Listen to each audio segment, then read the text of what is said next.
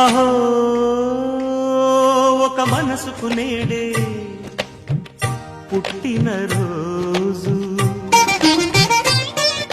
అహో తన పల్లవి పాడే చల్లని రోజు,